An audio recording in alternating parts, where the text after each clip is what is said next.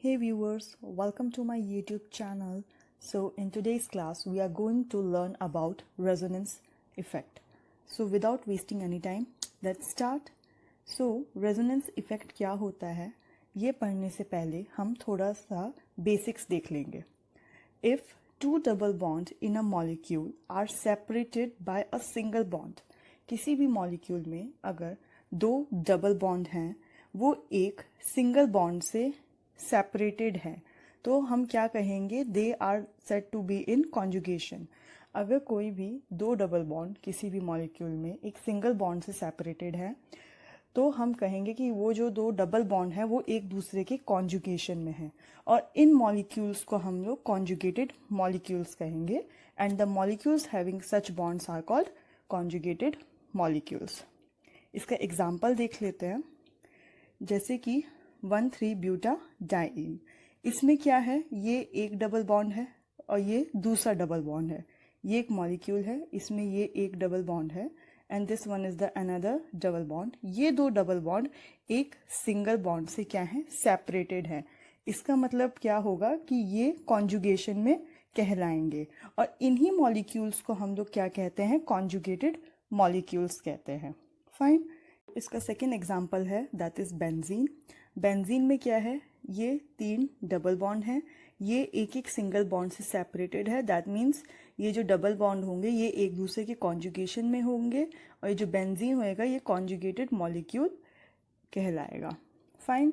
Now double bond और triple bond may also be in conjugation with a loan electron pair.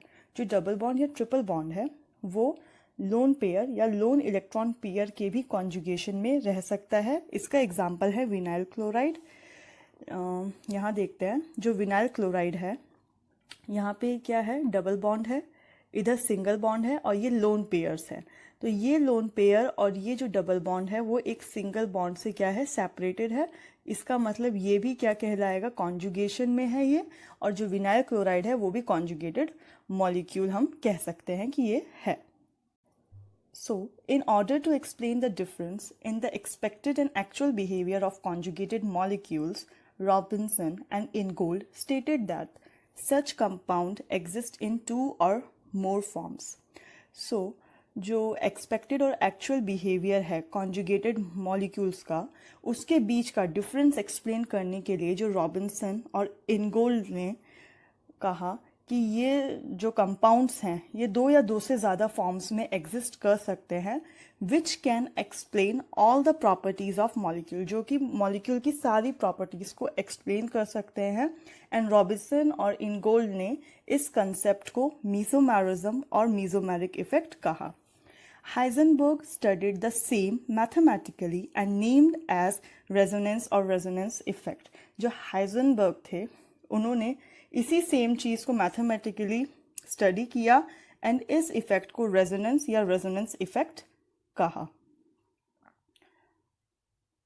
According to the concept, if a compound having a certain formula can be represented by different structural formula which differ only in the arrangement of electron pairs and not of the atoms, such like structures are known as resonating structures, contributing structures or canonical structure, and this phenomenon is known as resonance.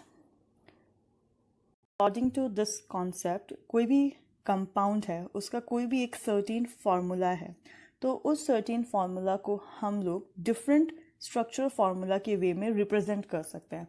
But ये जो structural formulas होंगे ये आपस में सिर्फ electron pair के arrangement में ही differ करेंगे, एटम्स में कोई डिफरेंस नहीं आएगा. सो इसी को हम लोग कहेंगे, इन्हीं स्ट्रक्चर्स को हम लोग कहेंगे रेजोनेटिंग स्ट्रक्चर्स, कॉन्ट्रीब्यूटिंग स्ट्रक्चर्स और कैनोनिकल स्ट्रक्चर. एंड इस पूरे फिनोमिनन को हम लोग रेजोनेंस बोलेंगे. Fine. Now compound can not represented completely by one of the resonating structure. जो कंपाउंड है उसको हम लोग कम्प्लीटली एक रेजोनेटिंग स्ट्रक्चर से एक्सप्लेन नहीं कर सकते हैं, but it can be explain by a mixture of all of them. जो कंपाउंड है उसको हम लोग एक रेजोनेटिंग स्ट्रक्चर से नहीं रिप्रेजेंट कर सकते हैं, बट जितने हमारे रेजोनेटिंग स्ट्रक्चर मिले बनेंगे उसके मिक्सचर से हम लोग इसको इजीली एक्सप्लेन कर सकते हैं। इसी को हम लोग रेजोनेंस हाइब्रिड कहेंगे। So resonance is indicated by this sign. Resonance को हम इस साइन से इंडिकेट करते हैं। And resonating structures are hypothetical structures. जो रेजोनेटिंग स्ट्रक्चर्स होती हैं वो हाइपोथेटिकल स्ट्रक्चर्स होती हैं। Now we will see the examples of resonance, जिसमें फर्स्ट आता है monocarboxylic acid. So monocarboxylic acid में क्या है, जो ये ऑक्सीजन है इसके पास 2 लोन पेयर प्रेजेंट हैं। सो इसमें क्या होगा, जो ये अपने जो लोन इलेक्ट्रॉन पेयर्स हैं ये यहाँ से यहाँ शिफ्ट होंगे एंड ये वाला जो डबल बॉन्ड होगा वो ब्रेक होगा एंड जो इसके इलेक्ट्रॉन्स होंगे वो इस ऑक्सीजन पे आ जाएंगे। हमें यहाँ पे कुछ ऐसा सा स्ट्रक्चर मिलेगा। यहाँ पे कार्बन और इस ऑक्सीजन के बीच में डबल बॉन्ड बन चुका है and this oxygen is bearing a positive charge and इस ऑक्सीजन पे एक नेगेटिव चार्ज आ गया है। तो हमने यहाँ देखा, यहाँ पे जो इलेक्ट्रॉन पेयर्स हैं उनकी पोजीशन डिफर कर रही है या चेंज हो रही है। एटम्स की पोजीशन यहाँ चेंज नहीं हुई है। तो the next example for resonance is benzene. ये 2 रेजोनेटिंग स्ट्रक्चर्स हैं बेंजीन की। ये कैसे बनी ये हम लोग अपनी फर्दर क्लासेस में देखेंगे। Now the third example is the 1,3-ब्यूटाडाइईन। अब 1,3-ब्यूटाडाइईन में क्या हो रहा है कि ये जो डबल बॉन्ड है ये ब्रेक हुआ, इसका इलेक्ट्रॉन यहाँ से यहाँ शिफ्ट हुआ, ये डबल बॉन्ड ब्रेक हुआ एंड इसका इलेक्ट्रॉन यहाँ से यहाँ शिफ्ट हुआ। उसकी वजह से क्या हुआ, जो CH2 था उस पर एक पॉजिटिव चार्ज आ गया। इस CH और CH के बीच में एक डबल बॉन्ड क्रिएट हो गया and this CH2 will bear a negative charge. या फिर हम इसको ऐसे भी देख सकते हैं कि अभी तो जो शिफ्टिंग हो रही थी इलेक्ट्रॉन की वो इधर से इधर हो रही थी, बट जो इलेक्ट्रॉन की शिफ्टिंग है वो अपोजिट डायरेक्शन में भी हो सकती है। कैसे कि ये डबल बॉन्ड ब्रेक हुआ, इसके इलेक्ट्रॉन यहाँ से यहाँ शिफ्ट हुए and this double bond break और इसके इलेक्ट्रॉन इधर से इधर शिफ्ट हुए। देन हमें यहाँ ये वाला कंपाउंड मिल जाएगा, दैट इज इधर CH2 पे नेगेटिव चार्ज है, इनके बीच में वही सेम डबल बॉन्ड क्रिएट हो गया and this CH2 will bear a positive charge. Now the next example is carbon dioxide. अब CO2 में क्या होता है, CO2 में जो ये लोन पेयर है वो यहाँ से यहाँ शिफ्ट होंगे and this double bond will break and shift towards this oxygen. So उसकी वजह से क्या होगा, हमें ये वाला प्रोडक्ट मिलेगा। इधर ऑक्सीजन पे एक नेगेटिव चार्ज आ गया, इधर ट्रिपल बॉन्ड का फॉर्मेशन हो गया and oxygen will bear a positive charge. And just in opposite case इसमें क्या हो रहा है, एरो यहाँ से यहाँ मूव हो रहे हैं। इस सेकेंड केस में क्या होगा, जो ये 2 लोन पेयर्स हैं ये यहाँ से यहाँ शिफ्ट, ये डबल बॉन्ड ब्रेक होगा, ये इलेक्ट्रॉन्स यहाँ से यहाँ आ जाएंगे। सो इसमें क्या होगा, ऑक्सीजन जो होगा उस पर पॉजिटिव चार्ज आ जाएगा, ट्रिपल बॉन्ड इधर क्रिएट होगा and this oxygen will bear a negative charge. So now the next one is the conditions of resonance. Resonance के लिए क्या क्या कंडीशंस का होना ज़रूरी है। सो फर्स्ट है, रेजोनेंस ऑफ कॉन्ट्रीब्यूटिंग स्ट्रक्चर और resonating structure must differ only in the position of electron pair, not of atoms of nuclei। जो रेजोनेटिंग स्ट्रक्चर है उसमें जो इलेक्ट्रॉन पेयर का जो पोजीशन होगा उसी में चेंजेस होंगे, एटम्स में कोई चेंजेस या कोई डिफर नहीं होगा। Fine. Now the second one is resonating structure must have same number of paired and unpaired electrons। जो resonating structure है उनमें paired as well as unpaired electrons के जो नंबर होंगे वो सेम होने चाहिए। Third one, energy of various resonating structure must be either same और नियरली सेम। जो रेजोनेटिंग स्ट्रक्चर्स की एनर्जी होगी वो या तो नियरली सेम होनी चाहिए या सेम होनी चाहिए। Fine. Now the fifth one is all resonating structure do not contribute equally towards the hybrid. जितनी भी रेजोनेटिंग स्ट्रक्चर्स होंगी वो हाइब्रिड के तरफ इक्वली कंट्रीब्यूट नहीं करेंगी। Now the last one is equivalent structure have greater contribution.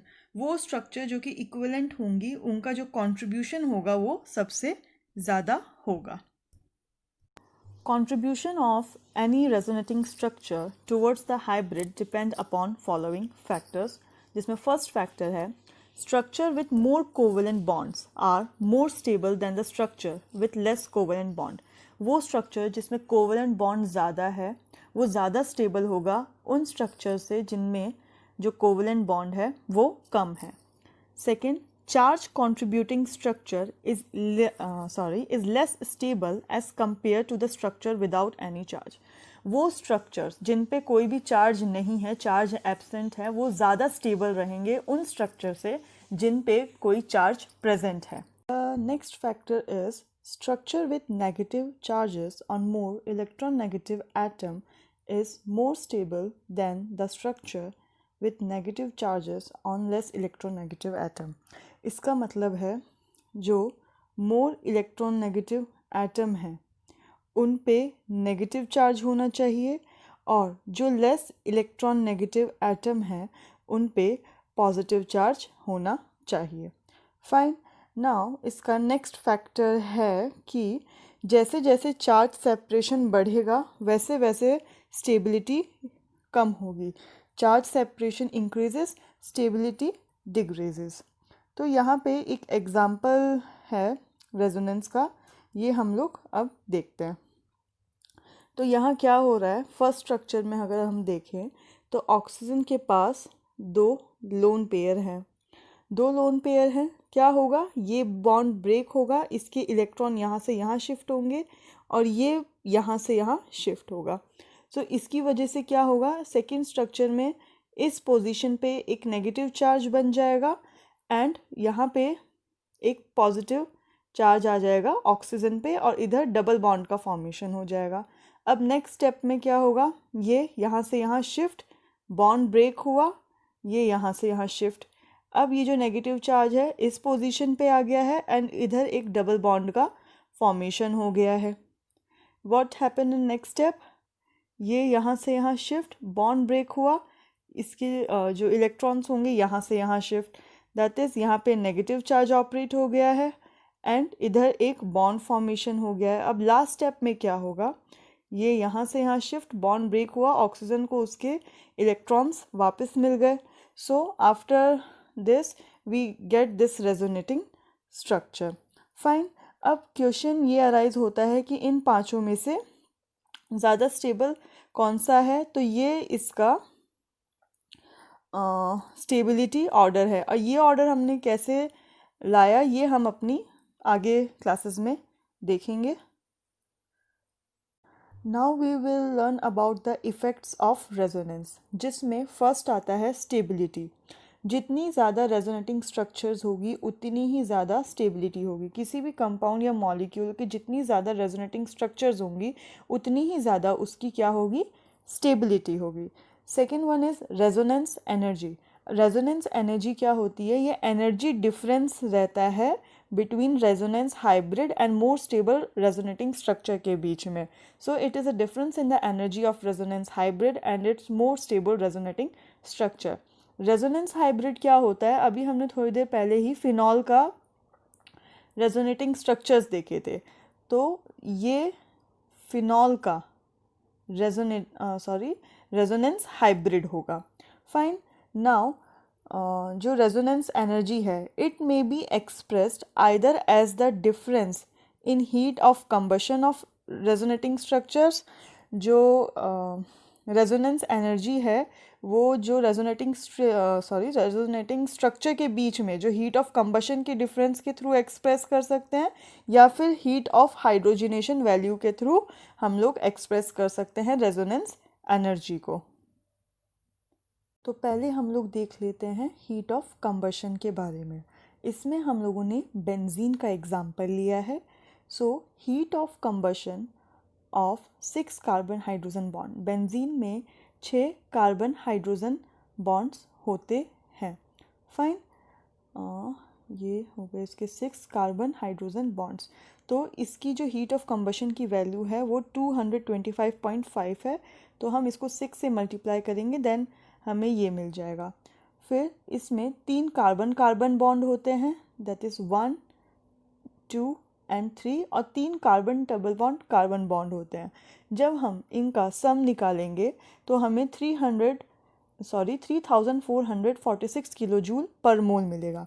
But experimentally ये देखा गया है बेंजीन के लिए जो एनर्जी है वो है 3300 kilo joule per mole. But जब हम लोग रेजोनेंस एनर्जी बेंजीन की निकालेंगे देन हमारी जो रेजोनेंस एनर्जी होगी हीट ऑफ कंबशन वैल्यूज़ के अकॉर्डिंग वो आएगी 146 kilo joule per mole.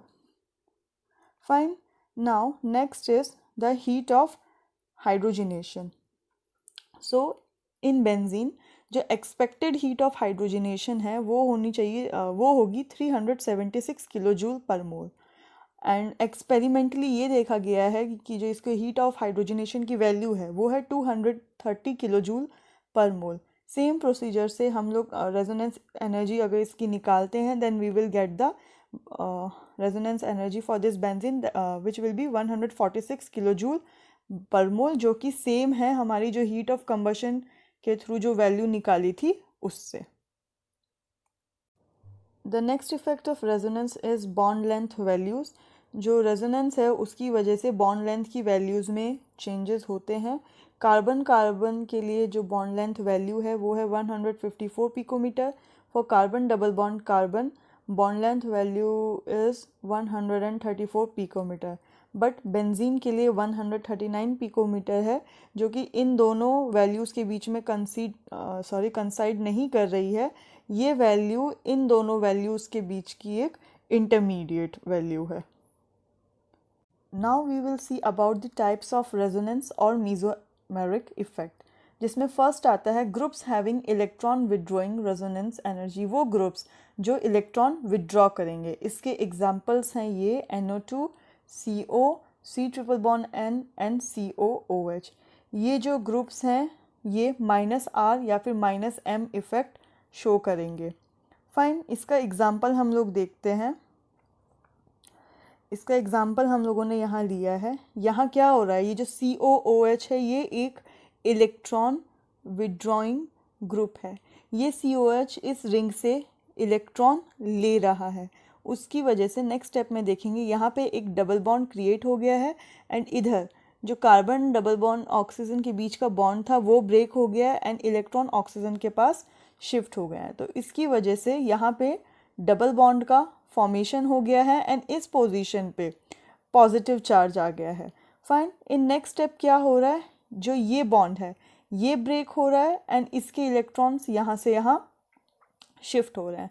So in third step अगर हम देखें तो यहाँ पे एक पॉजिटिव चार्ज क्रिएट हो गया है एंड इधर डबल बॉन्ड का फॉर्मेशन हो गया है। Fine, now what is happening in next step is, next step में क्या हुआ, बॉन्ड ब्रेक हुआ, यहाँ पे इसके इलेक्ट्रॉन शिफ्ट हो गए, ये पॉजिटिव चार्ज अब यहाँ आ गया एंड इधर एक बॉन्ड का फॉर्मेशन हो गया। Fine, now in next step जो कार्बन और इस रिंग के बीच में डबल बॉन्ड था वो ब्रेक हुआ, इसके इलेक्ट्रॉन्स यहाँ से यहाँ शिफ्ट, ये ऑक्सीजन के पास जो नेगेटिव चार्ज था ये यहाँ से यहाँ shift and in last step जो कार्बन और ऑक्सीजन है अगेन उनके बीच में डबल बॉन्ड क्रिएट हो गया है एंड इधर हमें ऐसी सी कुछ स्ट्रक्चर, इसकी रेजोनेटिंग स्ट्रक्चर मिल गई है। ये सब कैसे हो रहा है ये अभी हम थोड़ी देर में देखेंगे कि ये एरोस कैसे मूव हो रहे हैं, ये अभी हम थोड़ी देर में देखेंगे। So the next type is groups such as electron releasing resonance energy। वो ग्रुप्स जो कि इलेक्ट्रॉन रिलीज करेंगे, इसके एग्जाम्पल्स हैं NH2, NHR, NR2, OH and OR। ये ग्रुप्स जो होंगे वो +M या फिर +R इफ़ेक्ट शो करेंगे। जो हम लोगों ने अभी थोड़ी देर पहले एग्जाम्पल पढ़ा था OH का, वो इसी इलेक्ट्रॉन रिलीजिंग ग्रुप का एग्जाम्पल है। फाइन, नाउ ये रहा वो एग्जाम्पल जो हम लोगों ने अभी थोड़ी देर पहले देखा था। ये सारे एरोस कैसे मूव करेंगे ये अभी हम थोड़ी देर में ही देखेंगे। Now we will see the relative stability of resonating structures. Resonating structures की हम लोग स्टेबिलिटी के बारे में बात करेंगे कि हमें कुछ 3-4 रेजोनेटिंग स्ट्रक्चर्स दी गई हैं, उसमें से ज़्यादा स्टेबल कौन सा है, तो वो अब हम देखेंगे। फाइन। नाउ तो इसमें फर्स्ट आता है जो न्यूट्रल स्ट्रक्चर्स होंगी वो ज़्यादा स्टेबल होंगी चार्ज वाले से, बट न्यूट्रल वाले में भी बस एक एक्सेप्शनल केस है, दैट इज़ एरोमेटिसिटी। फाइन। अगर कोई रेजोनेटिंग स्ट्रक्चर चार्ज्ड है देन उसमें हम लोग पहले देखेंगे नंबर ऑफ कोवेलेंट बॉन्ड। जितने ज़्यादा नंबर ऑफ कोवेलेंट बॉन्ड होंगे उतनी ही ज़्यादा स्टेबिलिटी होगी। फाइन। नेक्स्ट हम देखेंगे चार्ज सेपरेशन। जितना कम चार्ज सेपरेशन होगा उतनी ही ज़्यादा स्टेबिलिटी होगी। Charge separation decreases, stability increases. Then like charges distance increases, stability also increases. अगर लाइक चार्जेस हैं उनकी डिस्टेंस इंक्रीज होगी, बढ़ेगी, तो उसकी स्टेबिलिटी भी क्या होगी, बढ़ेगी। More electronegative atom have negative charge. जो ज़्यादा इलेक्ट्रोनेगेटिव एटम होगा उस पर नेगेटिव चार्ज होगा, एंड जो लेस इलेक्ट्रोनेगेटिव एटम है उस पर पॉजिटिव चार्ज होगा या होना चाहिए। फाइन। नाउ हम लोग अब एग्जाम्पल लेके इसको समझने की कोशिश करते हैं। तो यहाँ हम लोगों ने फिनॉल का एग्जाम्पल लिया है। अभी हमें बताना है कि इन पांचों में से ज़्यादा स्टेबल कौन सा है। तो हम लोग अपना जो हम लोगों ने अभी टेबल देखी उसके अकॉर्डिंग चलते हैं। फाइन। तो पहला था कि जो न्यूट्रल स्ट्रक्चर्स होंगी वो ज़्यादा स्टेबल होंगी चार्ज्ड वाले से। तो यहाँ पे first one and fifth one क्या है, न्यूट्रल है, इन पे कोई भी चार्ज प्रेजेंट नहीं है। दैट मीन्स ये इन पांचों में से जो फर्स्ट वन और फिफ्थ वन है वो ज़्यादा स्टेबल होगी। फाइन। अब हमारे पास बची स्ट्रक्चर 2, 3 एंड 4। 2, 3, 4। अब इनमें जो नंबर ऑफ कोवेलेंट बॉन्ड है वो भी इक्वल है, तो वो भी हम लोग नहीं देख सकते। अब हम देखेंगे इसका चार्ज सेपरेशन। अगर हम लोग फिगर 2 की बात करें तो इसमें जो चार्ज सेपरेशन है वो कम है। अगर 3 में देखें तो चार्ज सेपरेशन क्या है, ज़्यादा है, and in fourth the charge separation is also less. That means जो फिगर 2 एंड 4 है वो ज़्यादा स्टेबल होंगे फिगर 3 से, क्योंकि यहाँ पे जो 2 एंड 4 है उसमें जो चार्ज सेपरेशन है वो कम है एंड 3 में ज़्यादा है। सो ये इसका क्या हो गया, स्टेबिलिटी ऑर्डर हो गया। That is first and fifth is more stable than the second and fourth, and third one is the least stable resonating structure, and ये इस फिनॉल का रेजोनेंस हाइब्रिड है। Now next we are going to learn about the possibilities of resonance. अब हम लोग इतनी देर से देख रहे हैं कि रेजोनेटिंग स्ट्रक्चर्स में एरोस चल रहे हैं, पर वो चल कैसे रहे हैं वो अब हम देखेंगे। तो इसमें फर्स्ट पॉसिबिलिटी आती है double bond is in conjugation with positive charge. कैसे, ये हम लोग अगर फर्स्ट स्ट्रक्चर की बात करें, यहाँ पे एक डबल बॉन्ड है, फिर ये सिंगल बॉन्ड है, एंड इस CH2 पे एक पॉजिटिव चार्ज है। तो हम ये कह सकते हैं कि यहाँ जो ये डबल बॉन्ड है ये इस पॉजिटिव चार्ज के कॉन्जुगेशन में है। फाइन। तो अब हम यहाँ देखते हैं क्या होगा। तो क्या होगा, इधर ये जो बॉन्ड है ब्रेक होगा, इसके इलेक्ट्रॉन यहाँ से यहाँ शिफ्ट होंगे, सेकेंड स्ट्रक्चर में जाएंगे, यहाँ एक डबल बॉन्ड बन गया है, इस पोजीशन पे पॉजिटिव चार्ज आ गया है। तो जो ये double bond is in conjugation with positive charges हैं इनमें एक सिंगल एरो ही चलेगा। यहाँ तक कि हम लोगों ने देखा कि जो अल्कोहल था, जो फिनॉल था, जो बेंजीन रिंग पे OH ग्रुप था, वहाँ पे डबल एरोस चल रहे थे, बट यहाँ पे क्या होगा, यहाँ पे एक सिंगल एरो ही चलेगा। जैसे ये फिनॉल था, यहाँ हमने देखा था कि ऐसे बॉन्ड ब्रेक हुआ तो डबल एरोस चल रहे थे, बट यहाँ पे क्या होगा, सिंगल एरो ही चलेगा। Fine. Now in next step what will happen, ये बॉन्ड है, ये बॉन्ड ब्रेक होगा, इसके इलेक्ट्रॉन्स यहाँ से यहाँ, ये पॉजिटिव चार्ज यहाँ आ गया, एंड इधर एक बॉन्ड फॉर्मेशन हो गया। Fine. Now in next step same वही चीज़ होगी, बॉन्ड ब्रेक हुआ, इलेक्ट्रॉन्स इधर से इधर, ये पॉजिटिव चार्ज इधर अपेयर होगा। फिर इन लास्ट स्टेप क्या होगा, जो CH2 और इस रिंग के बीच में जो डबल बॉन्ड है वो ब्रेक होगा, इलेक्ट्रॉन्स यहाँ से यहाँ शिफ्ट, एंड हमें हमारा ये मिल जाएगा। फाइन।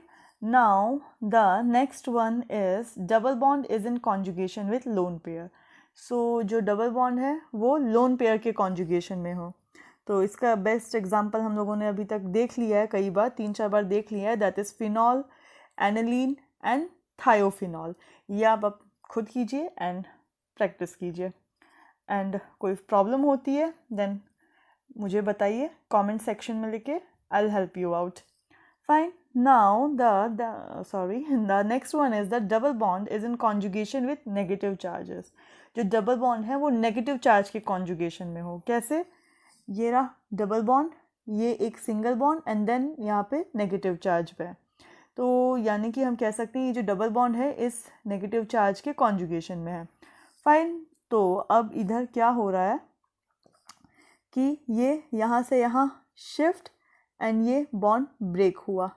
फाइन. तो अगर हम लोग सेकेंड स्ट्रक्चर में देखें तो ये नेगेटिव चार्ज यहाँ आ गया एंड डबल बॉन्ड का फॉर्मेशन यहाँ हो गया. जस्ट लाइक वहाँ पे जो हमने देखा था double bond is in conjugation with lone pair, वहाँ पे भी 2 एरो चल रहे थे, यहाँ पे भी 2 एरो चलेंगे. ये बिल्कुल उसी की तरह है, जो double bond is in conjugation with lone pair था उसी की तरह यहाँ पे भी 2 एरोज ही चलेंगे. Fine. Now we will see the double bond is in conjugation with odd electrons और free radical. अभी तक हमने देखा जो double bond is in conjugation with positive charges था वहाँ पे एक एरो का मूवमेंट हो रहा था, एंड जो हमारे 2 थे that is double bond is in conjugation with lone pair और नेगेटिव चार्जेस, वहाँ पे 2 एरोज का मूवमेंट हो रहा था. फाइन. अब हम इसमें देखेंगे कि यहाँ पे 1.5 एरो का मूवमेंट होगा. कैसे होगा देखते हैं. इधर हमने ये एक रिंग ली है, देखते हैं इसमें क्या होगा कि इस पोजीशन पे एक रेडिकल प्रेजेंट है, फ्री रेडिकल प्रेजेंट है. फाइन. ये जो बॉन्ड है ये ब्रेक होगा, इसका एक फ्री रेडिकल यहाँ, एक रेडिकल यहाँ पे, एंड दिस जो इस पोजीशन पे जो रेडिकल प्रेजेंट है वो यहाँ से यहाँ आ जाएगा. तो अगर हम नेक्स्ट स्टेप में देखें तो ये वाला रेडिकल और ये रेडिकल मिलके यहाँ पे एक बॉन्ड फॉर्म कर लेगा. ये बॉन्ड एज इट इज़ वैसा ही रहेगा और एक फ्री रेडिकल यहाँ पे आ जाएगा. फाइन. अब नेक्स्ट स्टेप देखते हैं. नेक्स्ट स्टेप में क्या होगा, ये फ्री रेडिकल यहाँ से यहाँ शिफ्ट, ये बॉन्ड ब्रेक हुआ, इसका एक रेडिकल यहाँ, एक यहाँ, एक इस पोजीशन पे आ जाएगा. फाइन. तो in next step what will happen, ये फ्री रेडिकल इधर फॉर्म हो गया एंड जो बॉन्ड्स थे वो यहाँ और यहाँ बन गए. Okay. Now in next step what will happen, again ये फ्री रेडिकल यहाँ से यहाँ शिफ्ट, बॉन्ड ब्रेक हुआ, ये यहाँ से यहाँ शिफ्ट, ये यहाँ से यहाँ शिफ्ट. फाइन. अब इसमें क्या हो रहा है कि जो फ्री रेडिकल है वो इस पोजीशन पे आ गया और इधर एक बॉन्ड का फॉर्मेशन हो गया. Fine. Now what is going to happen in next step, again that same procedure. ये फ्री रेडिकल यहाँ से यहाँ शिफ्ट, बॉन्ड ब्रेक हुआ, एक यहाँ पे आ गया, एक यहाँ पे आ गया. इस स्टेप में जो फ्री रेडिकल है वो इस पोजीशन पे है. फाइन. नाउ क्या हुआ, यहाँ पे एक बॉन्ड यहाँ बना, एक बॉन्ड यहाँ बना. अब लास्ट स्टेप में क्या होगा, ये यहाँ से यहाँ शिफ्ट, ये बॉन्ड ब्रेक हुआ एंड इसका एक रेडिकल इस पोजीशन पे आ जाएगा जहाँ से हमने स्टार्ट किया था. हमने यहाँ स्टार्ट किया था, ये रेडिकल यहाँ था, तो लास्ट स्टेप में भी जो रेडिकल है वो यहाँ आ जाएगा एंड बॉन्ड्स ऐसे फॉर्म हो जाएंगे. Our next one is double bond is in conjugation with double bond. Double bond और जो है वो डबल बॉन्ड के कॉन्जुगेशन में रहे. ये बिल्कुल वैसा सही है. Double bond is in conjugation with positive charge, बस इसमें थोड़ा सा चेंज है. तो इसमें हम लोग ये एग्जांपल ले रहे हैं, ये रिंग के ऊपर NO2 है. अब इसमें क्या होगा, जो ये ऑक्सीजन और नाइट्रोजन के बीच का बॉन्ड है ये ब्रेक होगा. ये ब्रेक हुआ एंड ये जो बॉन्ड है ये ब्रेक हुआ एंड इसके इलेक्ट्रॉन्स यहाँ से यहाँ शिफ्ट हो जाएंगे. कैसे? ऐसे. ये पॉजिटिव चार्ज, इधर डबल बॉन्ड आ जाएगा, नाइट्रोजन, इधर ऑक्सीजन पे नेगेटिव चार्ज आ जाएगा एंड ये ऑक्सीजन एज इट इज़ वैसा सही रहेगा. अब इसके आगे के स्टेप्स बिल्कुल सेम वैसे ही होंगे जैसे कि हमने देखे थे double bond is in conjugation with positive charges में। लास्ट में हमें ये वाला स्ट्रक्चर मिल जाएगा। Fine, now it's enough for today. Rest we are going to do in our next class. तब तक के लिए take care. And if you like my video, then share it with your friends and subscribe to my channel.